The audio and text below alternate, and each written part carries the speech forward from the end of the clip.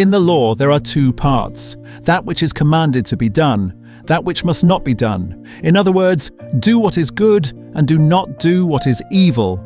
It sounds very brief and simple, yet to fulfill these two things perfectly, there is not one person who is able. The law says, do not do evil, do not commit adultery, do not steal, do not lie, do not murder. Many among us would say, I have done well in these things. These commandments describe and forbid the outward actions of man. But the commandment, you shall not covet what belongs to another, such as his manservant, his maidservant, his wife, his house, and the things that are his, is a commandment that speaks to the thoughts within the heart of man. Therefore, let you and me carefully ask our own hearts, do I still have covetousness within me?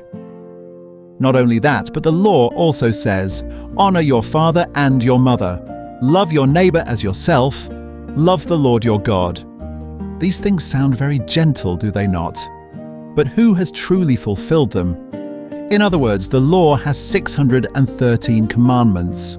Among them, 365 say, do not.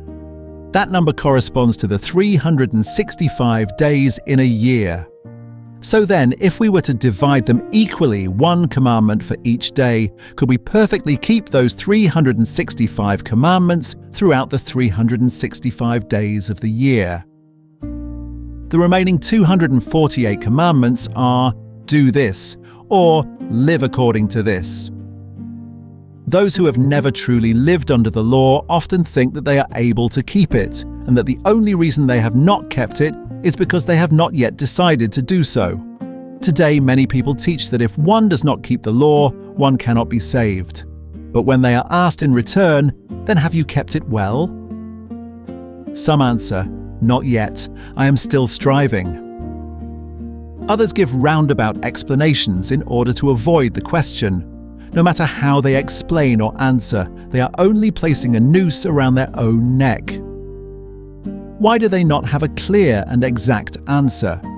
Because if they say plainly, I have kept the law well, they may be seen as arrogant and may even fall into falsehood. But if they say, I have not kept it completely, then they fear that their own words will be used against them. So the safest way is to speak in circles and pass over the matter in order to strengthen their own teaching.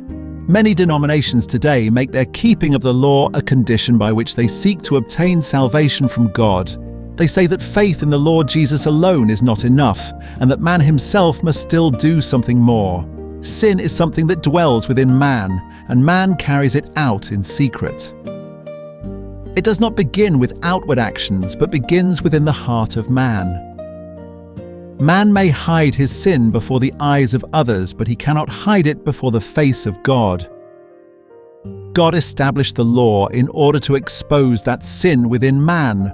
The law itself cannot make a sinful man clean.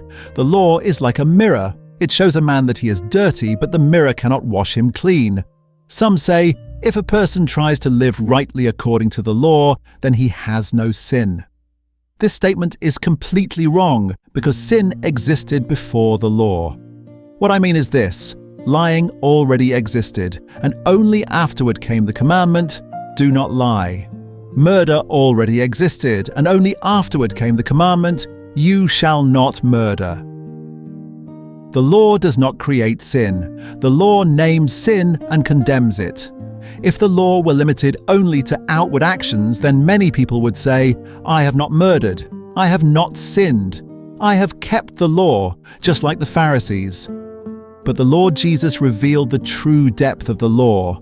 Not only is murder sin, but hatred in the heart also reveals sin within man.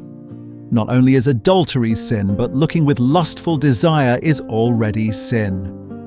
Therefore the law was not given so that man might boast that he is righteous, but so that man might see his helplessness, see the sin within his own heart, and recognize that he needs the grace of God.